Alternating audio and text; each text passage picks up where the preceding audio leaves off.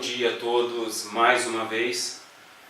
Possa o Espírito da Verdade continuar nos intuindo, nos auxiliando em mais este nosso estudo, em mais estas nossas despretensiosas reflexões, para compreendermos um pouquinho mais acerca de nossa própria existência, acerca dos objetivos de nossas vidas. Pois quando pensamos em Boa Nova, pensamos em algo que de fato seja importante a nós. Ou seja, por qual motivo estudarmos a Boa Nova? Qual seria a razão, o real sentido de estudarmos a Boa Nova? Para que faríamos estas coisas?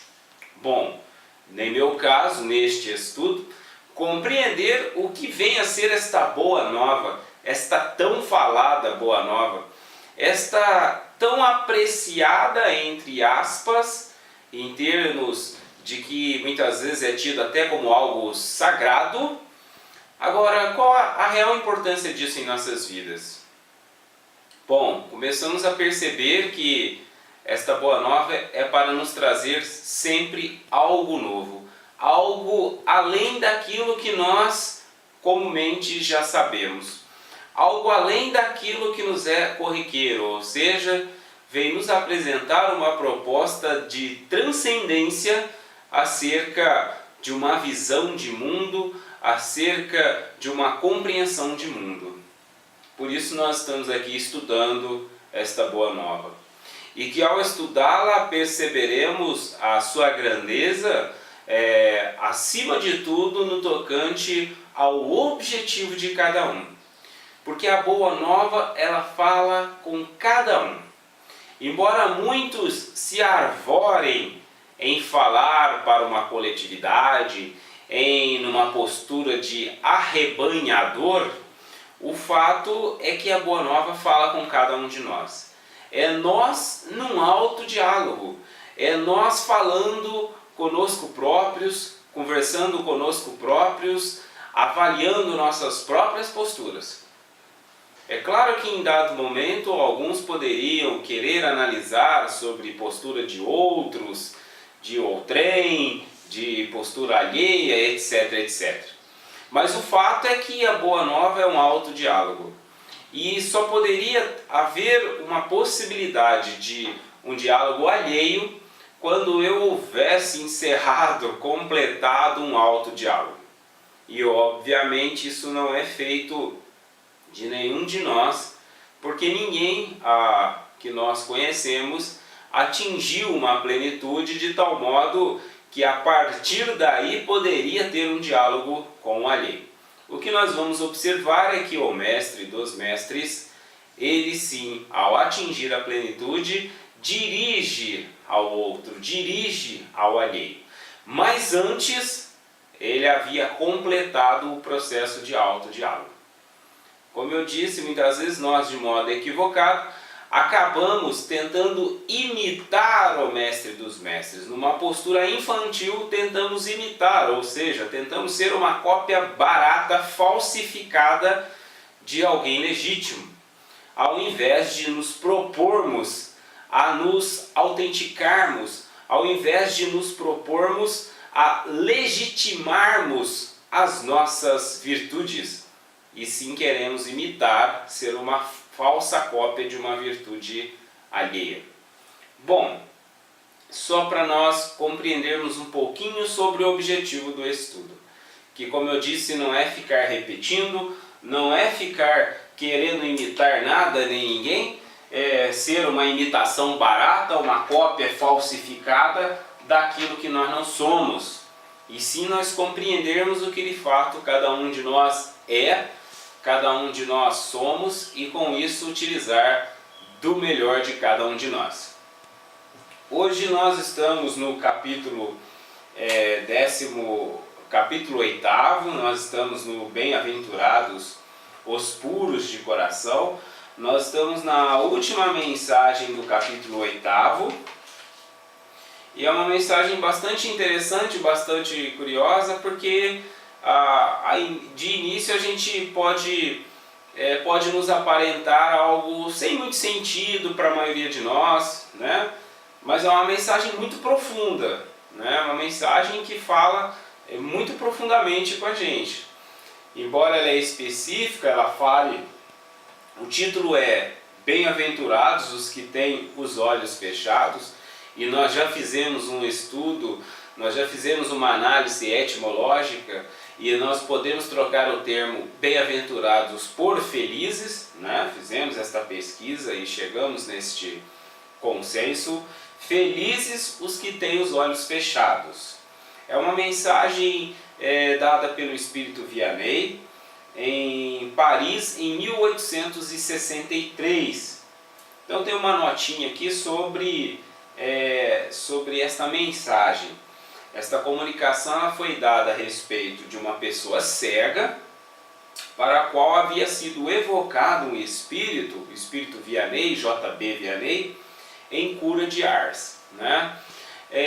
O que é interessante aqui é o seguinte, um espírito foi evocado para uma pessoa que era cega. No entender da mensagem aqui, a gente entende que é uma mulher ou uma menina, né? Que é um momento que o espírito dirige para esta pessoa como uma sofredora e uma pobre criança.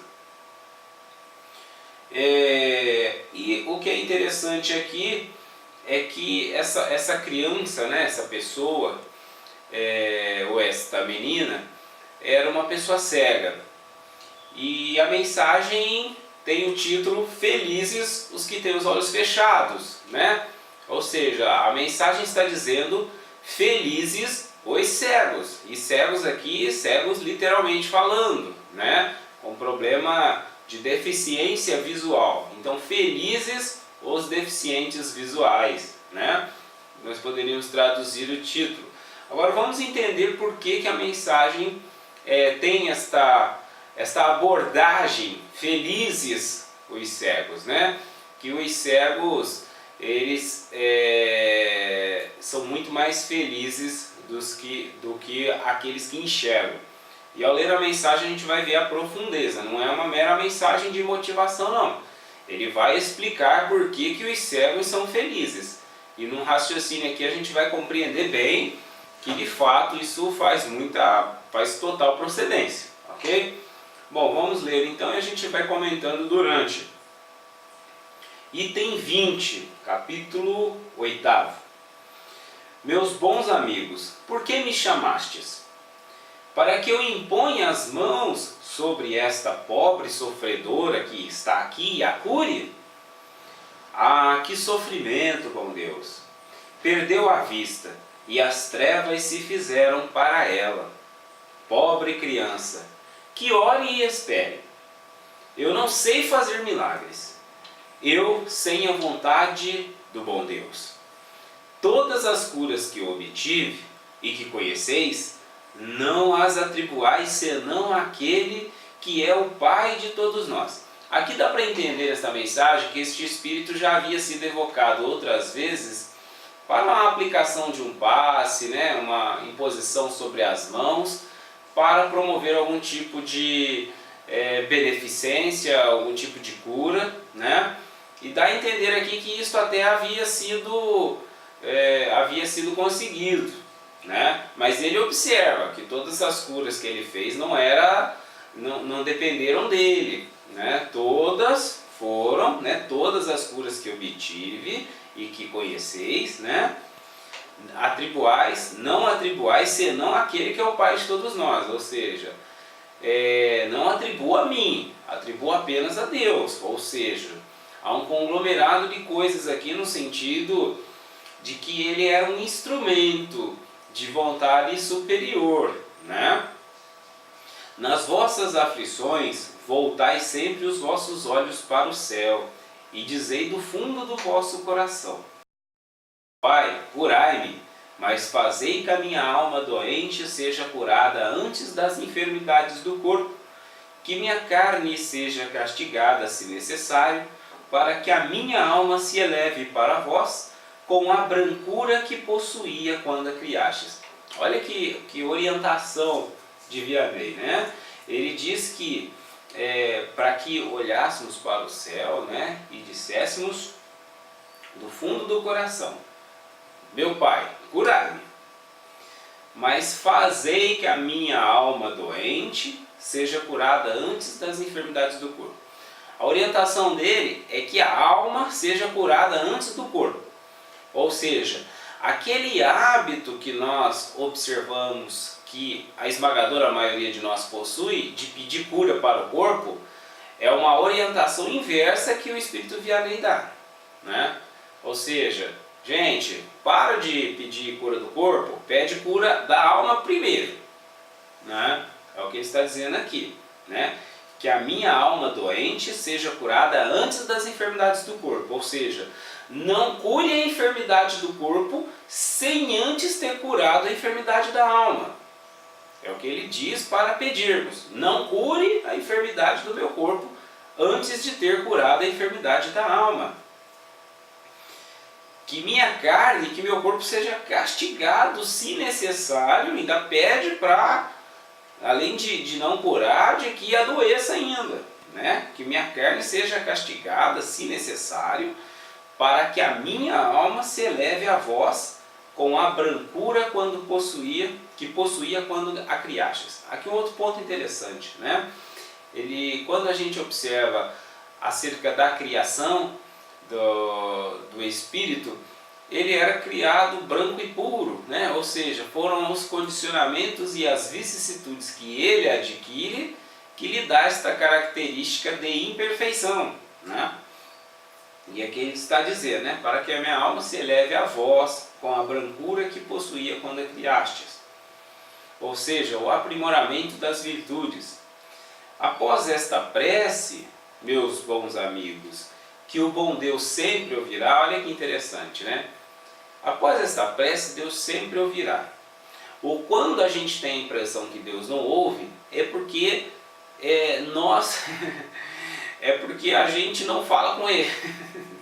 Né? Ou seja, eu faço uma prece diferente dessa aqui, ou seja, Deus, cure meu corpo antes de curar a minha alma. Aí a gente acha que Ele não ouviu, né? É que na verdade aqui vem um outro pressuposto, né? Como disse Jesus, seja feita a vontade do Pai. Ou seja, não vai fazer a nossa. A gente não sabe o que fala, não sabe o que pede, né? Não sabe o que é o melhor para nós e por isso de fato Ele não ouve. Aí você diria, mas Deus não ouve? Sim, Ele ouve o teu coração, Ele ouve a tua real necessidade. Ele não ouve a sua doideira, a sua loucura, os seus achismos. Isso Ele não ouve, né? Ele ouve sua real necessidade. Então quando a real necessidade é colocada, ela é ouvida, né? É o que a mensagem está dizendo aqui. Após esta prece, meus bons amigos, que o bom Deus sempre ouvirá, ou seja, Ele sempre ouvirá, né? Ele está atento, sempre está aos ouvidos. Acontece que entre ouvir, prover, tem um longo caminho. E o como isso será provido, porque às vezes também nós pedimos, nós oramos e somos ouvidos e atendidos. O problema é que não é do modo do qual a gente imagina, ou seja, os meios como isso se dará, né? Por exemplo, vou fazer uma ilustração banal. Suponhamos que eu peça para alguém, eu quero ir para São Paulo, né? Estou aqui na divisa do estado do Rio de Janeiro. Quero ir para a capital São Paulo, a 200 e tantos quilômetros daqui. Bom, como isso vai se dar, não importa, né? E aí eu posso querer ir até São Paulo de táxi. Não, mas de repente de ônibus me será mais conveniente, mais econômico, mais seguro, mais ecologicamente correto, enfim, uma série de outras coisas, né? Então eu não sei qual é esta forma, mas não quer dizer que os meios para que eu vá até a São Paulo já não esteja em andamento, já não esteja na programação.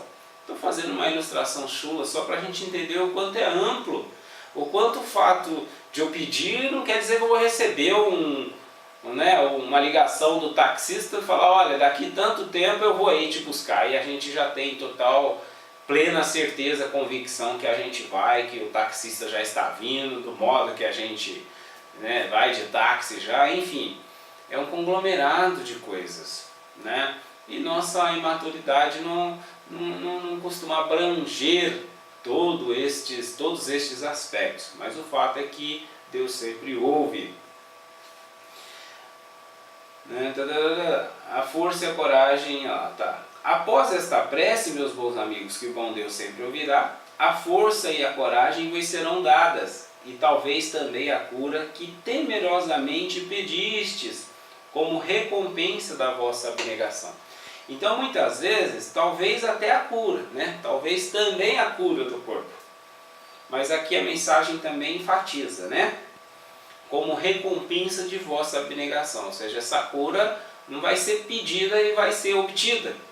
Ela precisa ser uma recompensa. E a recompensa pressupõe antes eu ter feito algo, né? Eu ter feito uma transformação, eu ter feito a mudança, eu ter feito algo para compensar, para ser recompensado, né? Ou seja, eu preciso antes fazer algo. O pressuposto aqui é que não basta só pedir, é necessário algo fazer, né? Para que eu receba a recompensa, né? Como recompensa da abnegação, né? Ou seja, o simples fato de eu ser abnegado, de eu compreender toda esta situação, esta circunstância, né? Tudo isso pode me ser um mérito. Ou seja, o fato é que eu preciso gerar algum crédito para ser recompensado. Continuando.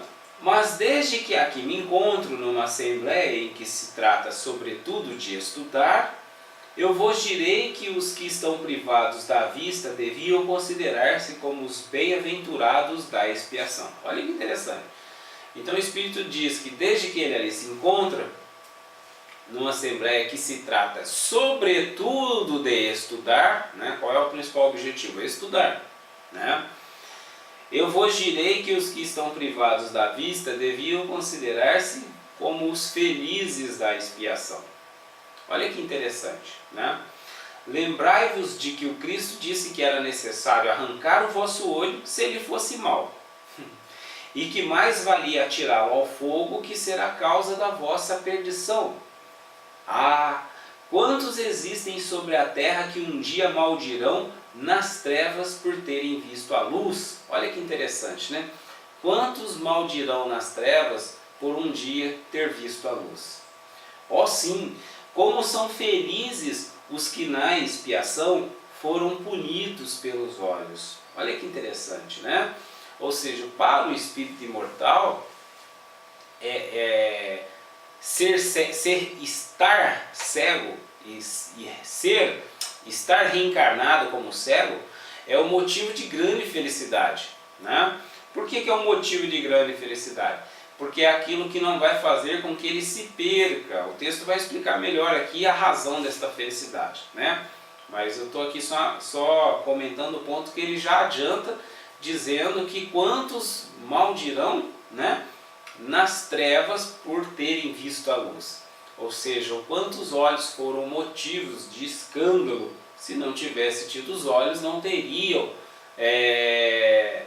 incorrido em escândalos. Seu olho não será causa de escândalo e de queda, e eles podem viver completamente a vida das almas, podem ver mais do que vós que tendes boa visão. Então aqui ele diz que aqueles que são cegos, né, eles podem ver mais do que aqueles que possuem visão. Porque a visão aqui, nesse sentido, né, é aquilo que vai distrair, né? Eu vou explicar um pouco sobre essa questão da distração. Ou seja, quanto mais ferramentas, né, quanto mais recursos nós, seres humanos, ainda predominantemente instintivos, né, ou seja, como diz Haroldo Dutra Dias, nós não somos seres humanos. Nós estamos caminhantes a humanos. Isso implica que nós predominantemente ainda somos animais, né, ainda somos instintivos. Ainda agimos predominantemente por instintos. E isso quer dizer que quanto mais recursos nós tivermos, mais animalidade nós faremos, mais animais seremos.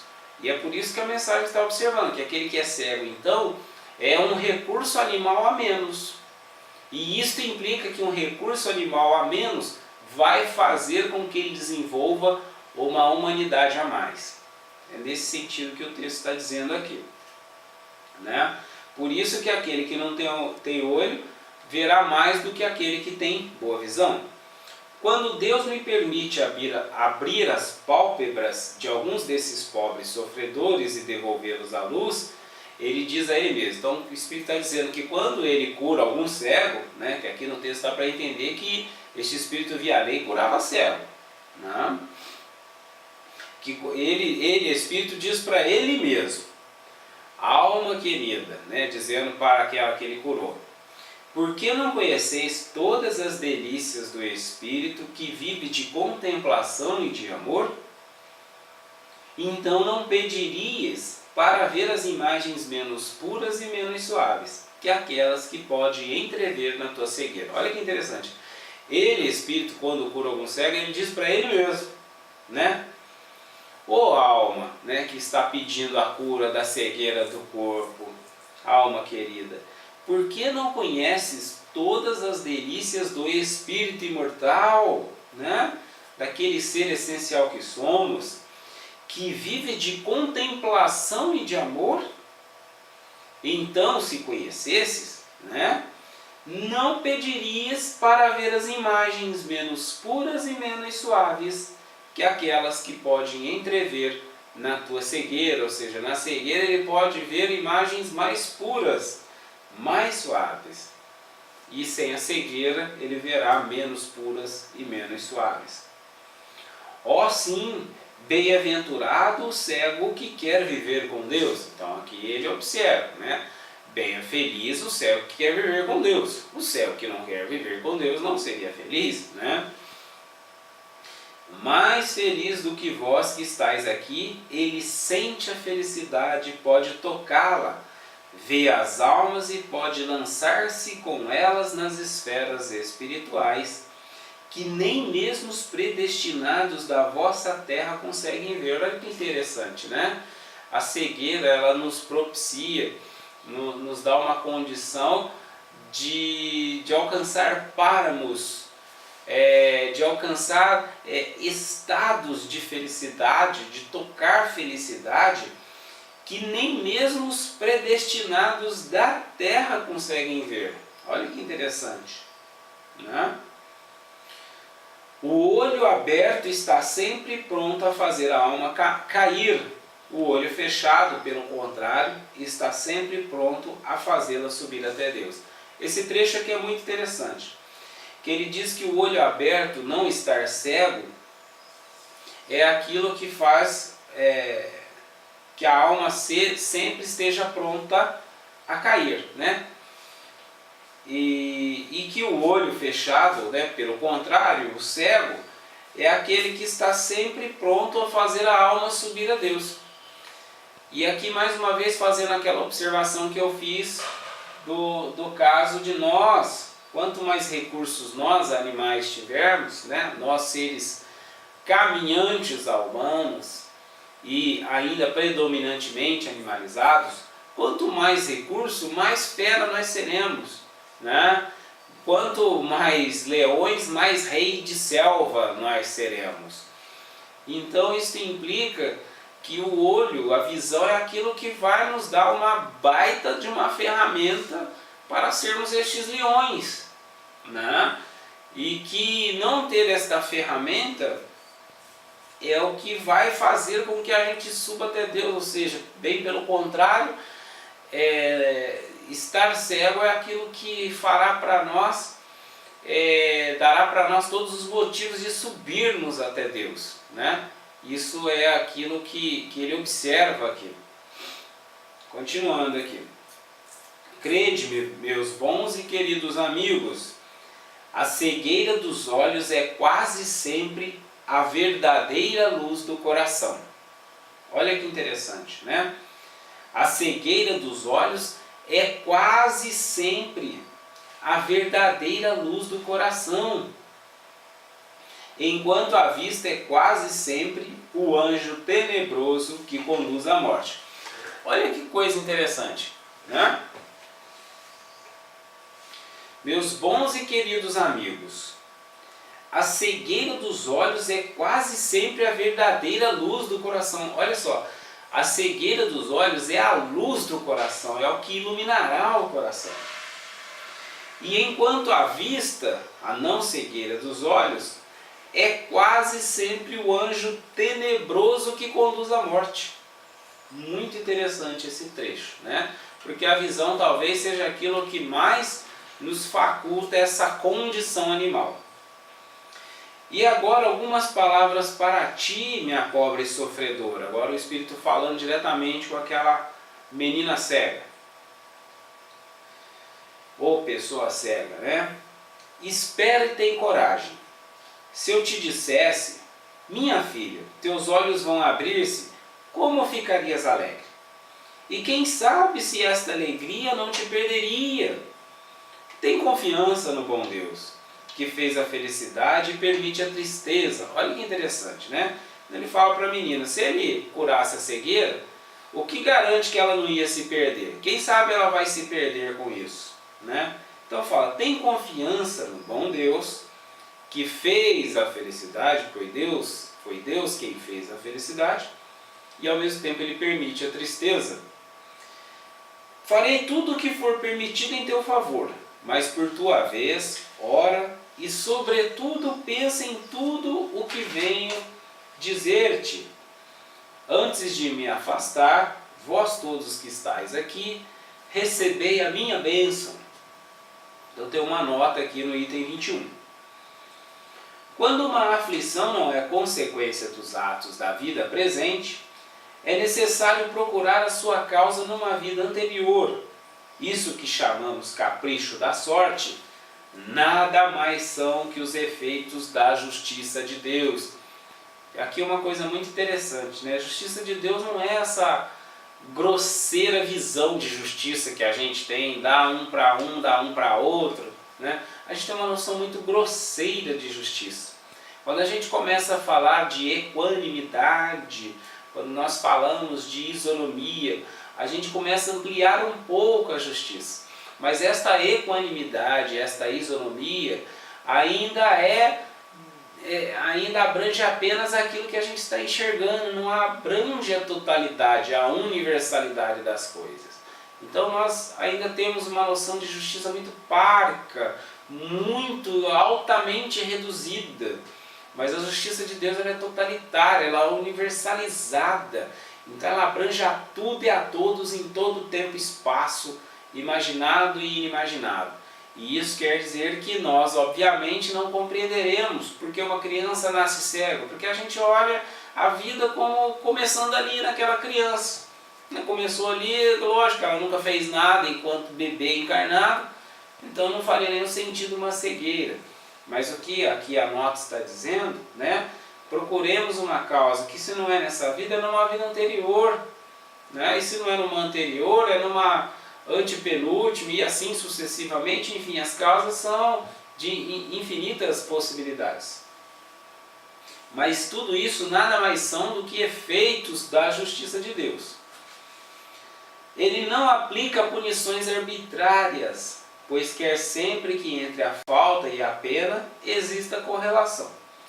Se na sua bondade lança um véu sobre os nossos atos passados, entretanto nos aponta o caminho a dizer, quem matou pela espada perecerá. Palavras que podemos traduzir assim, somos sempre punidos naquilo em que pecamos. Aqui mais uma vez eu quero observar que pecado não tem nada a ver com aquele paradigma religioso que muitos de nós costumamos, né, com esta ideia que pecado é uma coisa que agride a Deus. Pode até ser também, tá? Mas isso num nível de inconsciência muito ampla. E aqui a gente está trazendo pecado, pegando a etimologia do termo. Mais uma vez, ao fazer um estudo do termo, da etimologia, da origem da palavra, a gente começa a observar que pecado tem a ver com inacerto, com errar o alvo, né? Ou seja, somos sempre punidos quando não acertamos. E aqui uma coisa muito simples. Se eu vou jogar, sei lá, uma bola de basquete na cesta, se eu não jogo aonde tem que jogar, eu erro. E erro, perco o jogo, perco o ponto, quer dizer, vou ter consequência, né? Então nós somos sempre punidos quando nós não acertamos. Quando a gente não promove um acerto, tem uma consequência deste erro, né? Então aqui está fazendo uma noção, uma alusão a essa situação de nascermos cegos. Alguma coisa nós erramos, né? Nós erramos o alvo, então temos a consequência deste erro. Se, pois, alguém é afligido com a perda da visão, é que a vista foi para ele uma causa de queda. Então, se alguém é atingido, se alguém nasce cego, é porque por algum motivo a visão foi queda para ele numa vida anterior, né? Aqui tem uma outra observação: se não foi para ele, foi para um outro. Olha que interessante, né? Talvez tenha sido também causa da perda da vista para o outro. Talvez a gente nasça cego porque a gente fez outro perder a vista, né?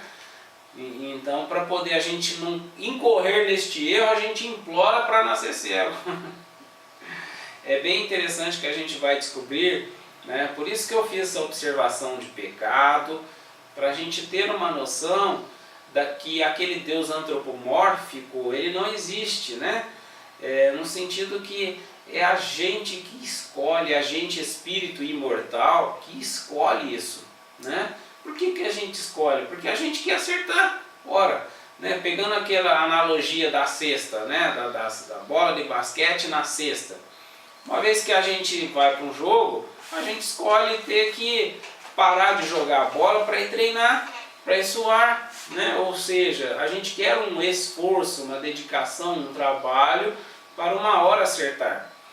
Então, em termos de vida eterna, né, de espírito imortal, a gente fala, bom, deixa eu ir uma reencarnação cego, porque aí agora eu vou desenvolver uma habilidade que eu preciso, para que eu não erre mais, para que eu não incorra em erros dos quais eu incorri. Então a gente pede, não, eu quero vir cego, porque aí eu vou aprender naquela encarnação determinadas coisas que eu preciso aprender, porque eu não quero mais cometer determinados erros que eu cometi, ter sido prejuízo para alguém, né? Se eu tive um olho de águia e eu fui uma águia, né, águia aqui no sentido figurado, ok? Não no sentido da metempsicose. Eu fui aquele que tive uma grande visão, gerei prejuízo para mim ou para alguém, né? Então eu peço para que eu venha numa próxima encarnação sem visão, para que eu corrija este meu hábito de fazer mau uso da visão. É o que o texto está dizendo aqui, né? Ou ainda em consequência de maus tratos, né? Pode alguém ter ficado cego pelo excesso de trabalho que lhe impôs. Olha só, a visão às vezes faz a gente entrar num mecanismo de autoflagelo, né? Então na próxima eu venho cego para parar de avacalhar, né? Ou ainda em consequência de maus tratos, de falta de cuidados, etc, etc, etc. Pode ser N causas. E então sofre agora a pena de talião, né? Ou seja, a gente mesmo tentando corrigir com o mesmo erro, com a mesma situação, o erro que nós cometemos.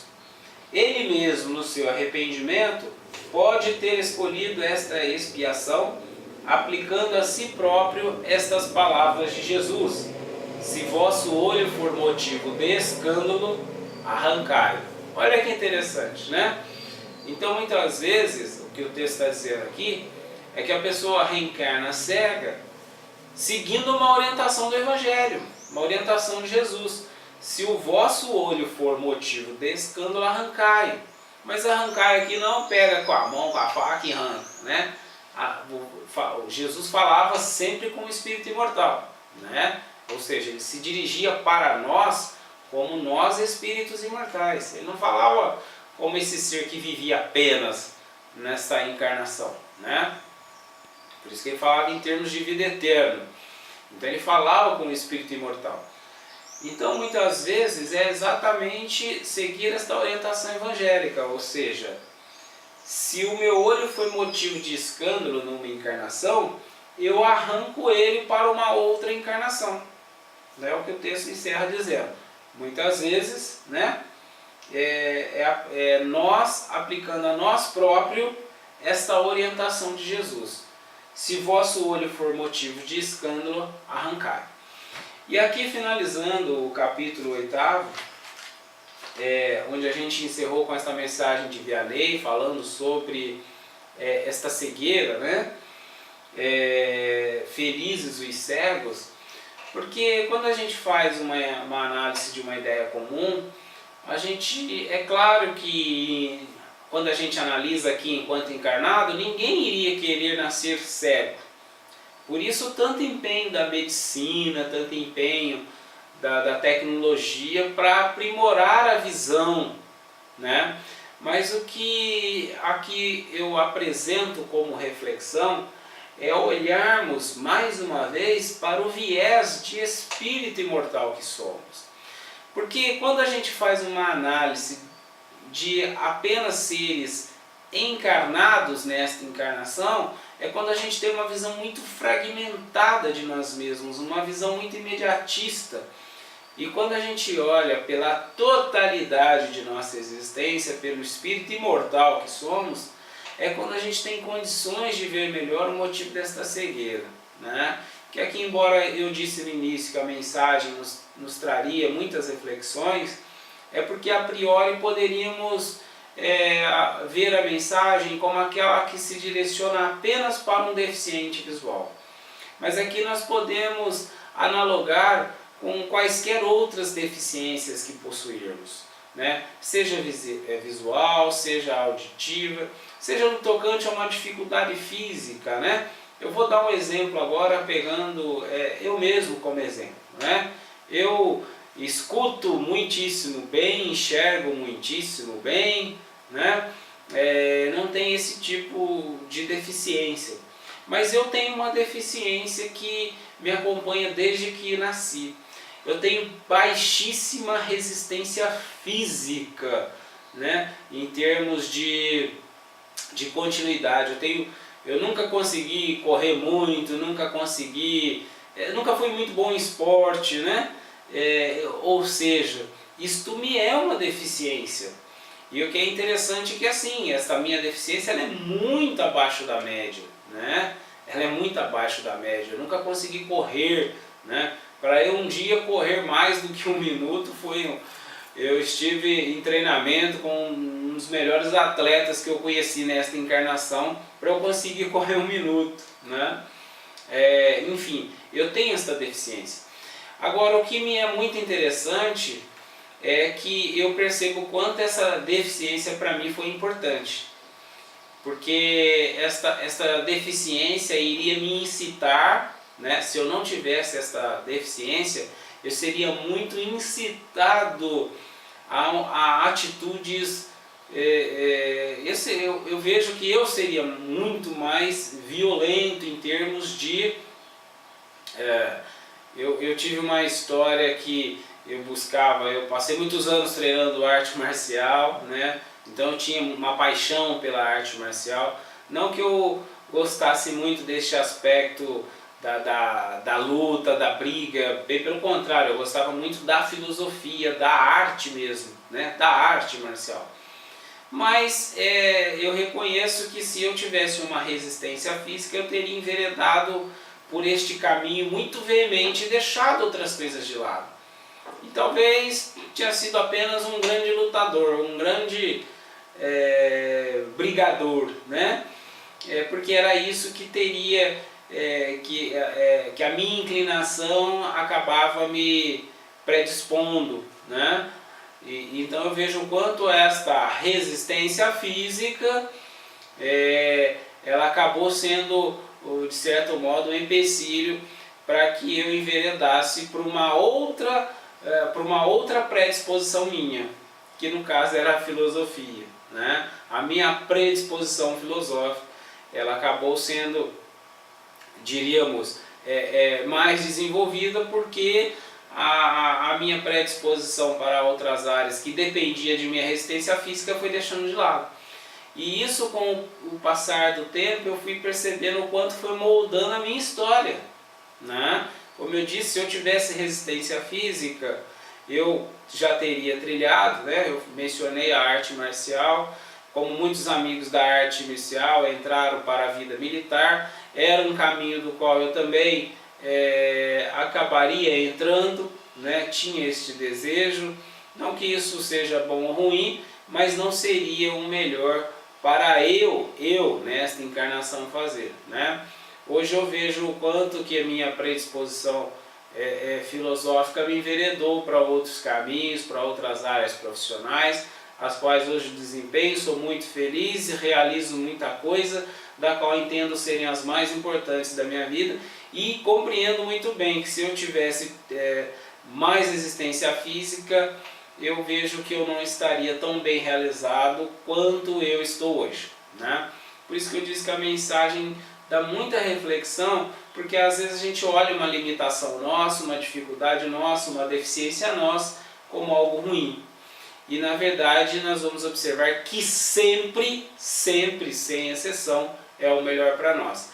Então o que cabe-nos é olhar pelo lado bom, e não pelo mero fator motivacional, mas sim observarmos o porquê o Pai de infinito amor e infinito saber, né, não nos propiciou certas condições, ou seja, é para não termos mesmo, né? Ou seja, é porque aquilo não é bom para mim. O que é bom para mim é o que eu tenho potencial de fazer, é o que eu faço bem, é o que eu tenho predisposição a fazer, e é isso que eu tenho que dar vazão. É isso que eu devo, este potencial que eu devo transformar em ação, transformar em algo concreto. E a mensagem, embora falou sobre a cegueira, nos dá uma margem para refletirmos sobre todas as nossas vicissitudes. Então, olhemos para esta nossa dificuldade, para esta nossa cegueira, para esta nossa deficiência, seja qual for, olhemos o porquê que ela nos foi tirada. E comecemos a observar o que a gente precisaria corrigir. Porque quando estas coisas não são tiradas, é porque há algo necessário a trabalhar, né? Ou seja, se eu sou aquele que não tem a visão, é porque eu preciso aprender a enxergar. Se eu sou aquele que não tem ouvido, né, não tem audição, é porque eu preciso aprender a ouvir. Então aquilo que eu não tenho é porque eu preciso aprender a ter. Não é para eu ter, né? Como o Espírito fala, a pobre sofredora ali, né? Se eu te der a visão agora, né? Se eu te curar, você não vai se perder? Você se garante que não vai se perder, né? Porque ele vê o quanto a pessoa poderá se perder, ou seja, ela não está pronta para ter a visão. E às vezes a gente quer ter algo que a gente não está pronto. E é por isso que o Pai de infinito amor e infinito saber não nos dá a hora que a gente supõe que a gente tem que ter. Porque a gente não está preparado, não temos condições para algo obter. Aquilo que nós não temos é porque de fato nós não temos condições de obter. Porque quando tivermos condições de obter, o primeiro a nos oferecer será o Pai de infinito amor, infinito saber, que sempre quer o melhor para nós, pois Ele, o Criador da felicidade e da alegria, embora também da tristeza, Ele é o Criador da felicidade, ou seja, só Ele é capaz de nos oferecer a felicidade. E aqui, capaz no sentido de que quando eu crio a condição, é quando Ele será aquele que imediatamente me promoverá aquilo que eu preciso. Mas antes, eu, individualidade pensante, espírito imortal, preciso criar a condição para que Ele possa me oferecer. Como disse o amigo Hélio Tinoco, numa palestra, bem-aventurados, deixa eu ver aqui qual é o título. Eu coloquei esta semana no Espaço Espiritismo, na page de Facebook, né? Tá lá no nosso amigo na página, no canal do nosso amigo José Aparecido, Rede Amigo Espírita, né? Acho que bem-aventurados os puros de coração. Não me recordo bem, mas o que é fato, eu queria lembrar que ele faz uma menção nesta palestra, né? Deus é amor, criação, né? Deus é amor e criação, embora o amor também seria também a criação, mas aqui observando que o atributo de Deus é só esta coisa completamente positiva, que tudo mais que não é positivo é o nosso critério de não criarmos condição, mas quando a gente cria, vem Deus e preenche tudo isso que a gente gostaria, que a gente precisa, né? Mas somos nós, individualidades pensantes, quem criamos estas condições para que Deus possa nos preencher. Ou seja, sou eu quem preciso gerar este espaço, criar esta condição, e sou eu quem preciso criar a condição de ser feliz para que Deus possa me oferecer a felicidade. Meus amados irmãos, muito obrigado mais uma vez pela companhia de todos vocês neste nosso estudo. Que mais uma etapa nós estamos aqui, aprendendo juntos. Agradeço a companhia de todos vocês. Agradeço que estejam comigo compartilhando. E aqui eu quero mais uma vez registrar que a gente muito aprende, embora a gente acabe falando mais do que ouvindo, em termos de ouvindo sonoramente, mas o fato é que a gente neste estudo sabe que muitos acompanham, muitos escrevem e muitos permanecem em silêncio, e o silêncio muito nos diz. Mais uma vez, muito obrigado a todos aqueles que compartilham esta experiência, esta aprendizagem conosco, que nós sabemos que num universo de infinito amor e infinito saber, o amor se propaga em toda parte, em todas as dimensões, imagináveis e inimagináveis.